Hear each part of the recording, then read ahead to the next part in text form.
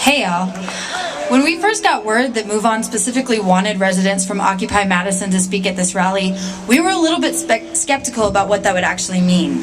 So the first thing that we want to talk about is who we actually are and why we are camped up on the top of State Street. Yeah. Woo! We are people with families to take care of, with homework to finish, with work in the morning, with the same needs and aspirations as everybody else. Many of us have warm beds to go home to, but instead we choose to sleep outside on slates of cardboard laid out over concrete. For some people, that is not a choice. In the past week, I personally have slept alongside our brothers and sisters who did not choose this life.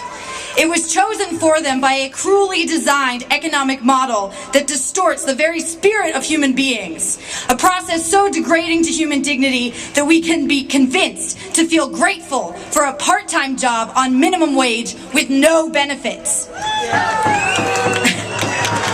And if we complain about the injustice of this, we are told it is we who are at fault. In this way, we are pressed into servitude. The idea is to make us so exhausted, angry, or depressed that we can't even think about making real changes to society. The people sleeping outside under tarps are me and every other member of the 99%, of every color, of every creed, of every cultural and working background, of every age, of every political position, who did not choose this economy.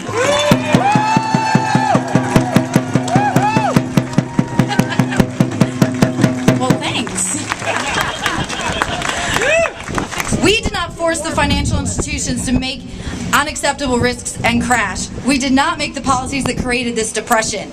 And yes, I said depression.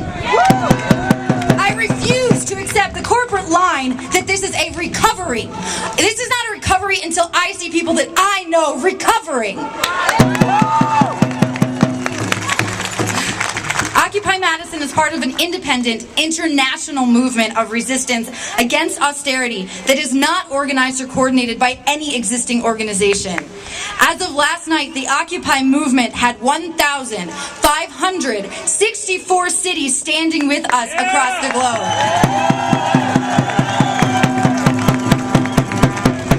Occupy Madison is not about partisan electoral politics. We are anti-partisan. And I say anti-partisan because I want to make it clear that we are not what is called nonpartisan. Because as far as I can see, what nonpartisan really means is someone who is simply not willing to admit their partisan leanings. And we are not bipartisan because to my eyes, what bipartisan usually means is all the worst policies from both parties. So why are we here? I cannot speak for everyone, but I can tell you why I am here. I'm here because there are people in New York City being pepper sprayed by police just for standing on sidewalks. I'm here because the brave people who determined to take on Wall Street directly recognize that the political parties are both dominated by the puppet strings of Wall Street and refuse to be distracted by the charade that our election process has become in this country. In our Wisconsin uprising this spring, and by the way, that is not over. We were responding very directly to the issues of corporate interest over people's needs, as they have intolerably corrupted our right to self-determination and self-governance at the state level. But we knew in February that this was not just an issue for Wisconsin. It's an issue for Michigan, it's an issue for Indiana, it's an issue all over the states. But we also know that it's an issue across our borders, for Egypt, for Greece, for Spain, and many others. What inspires and pushes me to keep coming out here is the unique nature of conversation I see happening between people separated by many miles and even continents. We regularly receive word from our brothers and sisters in New York and DC about the energy and renewed spirit they received watching us in Wisconsin, and we knew that we had to answer that call for solidarity. The way I see my place here in Madison is as part of that dialogue of resistance. We are all watchers and learners, and we are all leaders stepping up to do our part. I am not a leader. I am a volunteer. This country was founded, even if it was never succeeded in practice, in the idea that the people can and should govern themselves. For too long, we we have been held down by the belief that participation in politics is only for those with expensive credentials, that this necessary participation is beyond our ability. This is the modus operandi of the 1%. This does not have to be the de facto reality of the 99%. We forget that the root source of the word politics comes from the Greek politikos, meaning of, for, or relating to citizens. Politicians will try to convince us that only they can be part of this conversation, that you must give them money and votes in trade for a slim hope that maybe one day they will get around to doing something that might eventually trickle down into the realm of your own life. We are here to tell you otherwise. You do not have to read every newspaper in print or every book on political science to understand what is going on. The media has talked about the occupiers of Wall Street like they don't have goals or demands, but that is because the media wants nothing but 5-second sound bites in order to continue contributing to the obfuscation of the common ground that the 99% has across all our diverse backgrounds. What we are about is the politics of people, and if our efforts to organize seem chaotic and messy, it is because real democracy is chaotic and messy. What we are doing is incredibly challenging, but I invite you to join us in taking on that challenge. We have been so used to thinking about democracy as referring solely to elections that few of us actually know what real participatory democracy feels like. In Madison, we hold a public general assembly nightly at 5:30 p.m., which serves as our decision-making body run by people, where we can discuss democratically the proposals from our committees to decide on the issues that affect us as an occupation community. All of our committees are open to anyone who wants to work on them. Our structure is not limited to the 1% who can afford to play.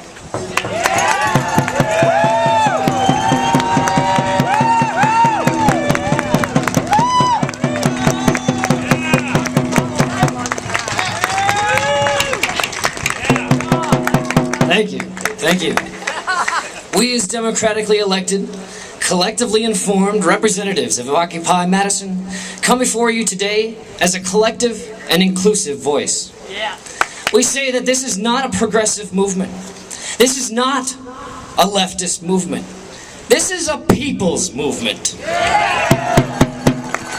This movement is a multifaceted movement because our state, our country, and our world have and should have divergent opinions, so long as we are willing to remain respectful. That man up there is not respectful. The reason we gather under the banner of the 99% is that regardless of these differences, we all suffer while a single one among us suffers. Howard Zinn once wrote, "Voting is easy and marginally useful, but it is a poor substitute for democracy, which requires direct action by concerned citizens."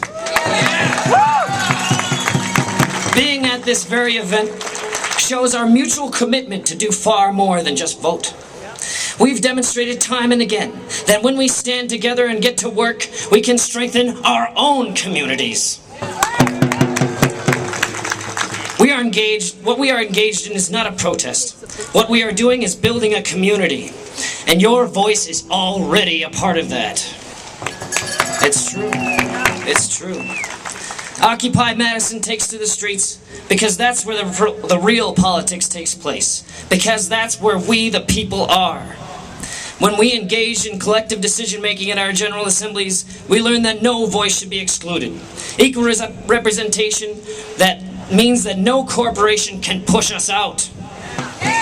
Our founding fathers knew that when corporate influences were allowed to outweigh the ideals of the people, democracy had failed.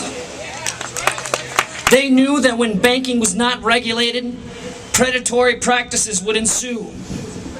Through working with Occupy Madison, we have learned the need to collectively shoulder responsibility or we will fail. When Scott Walker calls for shared sacrifice, he is not speaking to those who are responsible for the mess we're in. When people like Merrill Lynch, Bank of America, GE, Verizon don't pay their taxes, all the burden of responsibility is placed on the middle class, the unemployed, the underemployed, and the poor. We will not pay for their crisis. We will not pay for the party we weren't invited to. When we choose from the menu given to us by the 1%, we don't get a healthy environment. We don't get a peaceful relationship with those abroad. We don't get better schools. We don't get better health care. We get sicker. When we take a backseat to the conversation that determines our very lives, we don't get our needs addressed. We together here today have already made the adult decision to rid ourselves of the childish irresponsibility that has brought this nation and nations across the globe to their knees. We agree that America needs to get back to work. We're finding out that there's plenty of it to be done for everybody when we choose to genuinely address the facts of our present situation. We invite you to come sleep outside with us just one night if you can. But if you do not sleep on the concrete, you can still join us. You can take your money out of the banks. You can question the corporate agenda that declares us beholden to their whims. We would love to have you with us, if only for one night or a few hours. Please join in this dialogue of resistance. Do it tonight.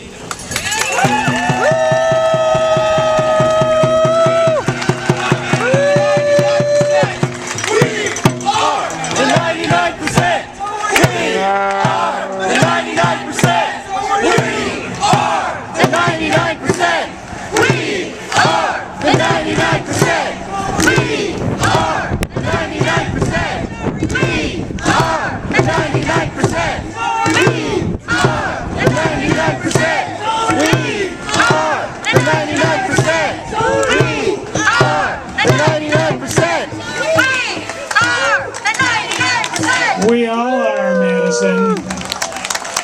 We all are, Madison. And I want